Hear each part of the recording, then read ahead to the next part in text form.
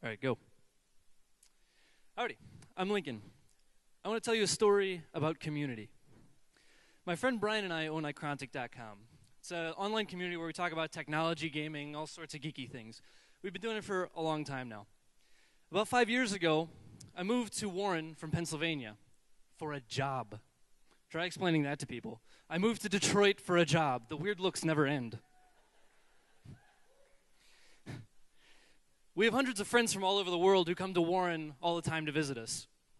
A Norwegian Coast Guard sailor sleeping on our couch for 2 weeks isn't weird, that's August. 70 people staying in our house for a weekend is an annual occurrence, and we do not have a large house. It's a thing.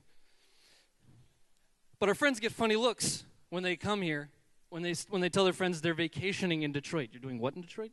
It's vacation. I'm going to go hang out with my friends. Oh, okay. Well, just don't get shot. Great, thanks. I wasn't keen on this place when I arrived, I'm not going to lie. Everyone I knew was morose, especially in Warren, back in 2007. I mean, everything was just going terribly, and the stories never ended. It didn't help that I'd moved from Lancaster, where it's just rolling green hills, to Warren, where it's just flat pavement for as far as the eye can see. To the south was the scary city, and to the north was the most nauseating display of suburban sprawl I'd ever seen in my life. My theory about Metro Detroit, by the way, is that the further north you go, the angrier the people get.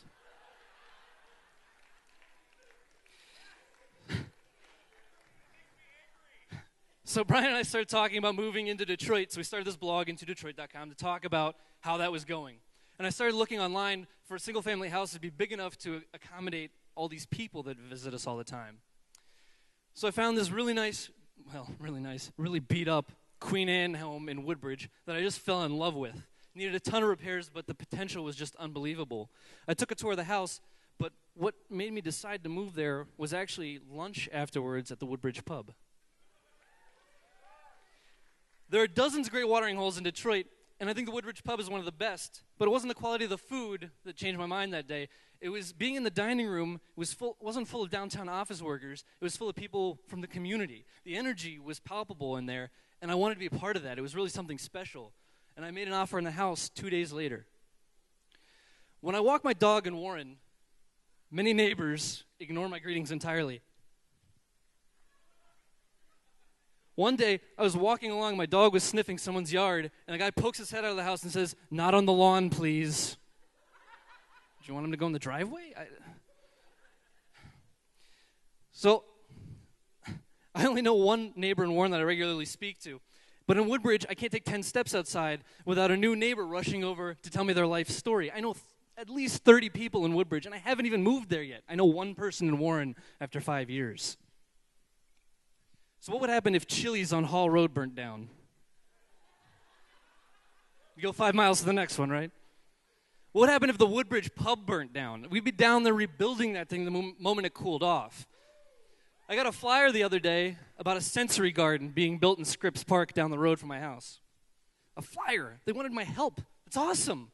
I never got a flyer in Warren. I'm going to go help and do that. That's awesome. No one ever found community in a strip mall. To have a community, you need to be invested in it. My full-time job is building discussion software for online communities because that's what I'm really into. Building communities is my passion, and I chased that job for years.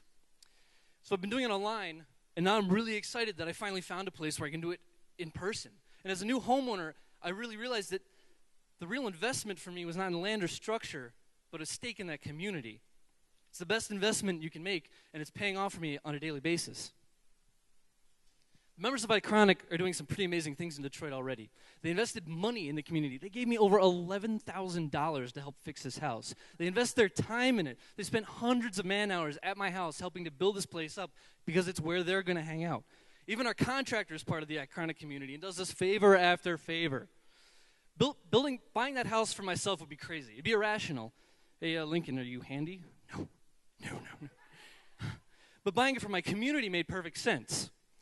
It's these smaller stakes in community that are turning the tides in Detroit. And I hope one day I stop getting funny looks when I say I moved here for a job. I'm bringing my community south to Detroit to mix with the awesome community that's already here. And I think the results of that investment are going to be the best years of my life. We're writing the story right now. Thank you.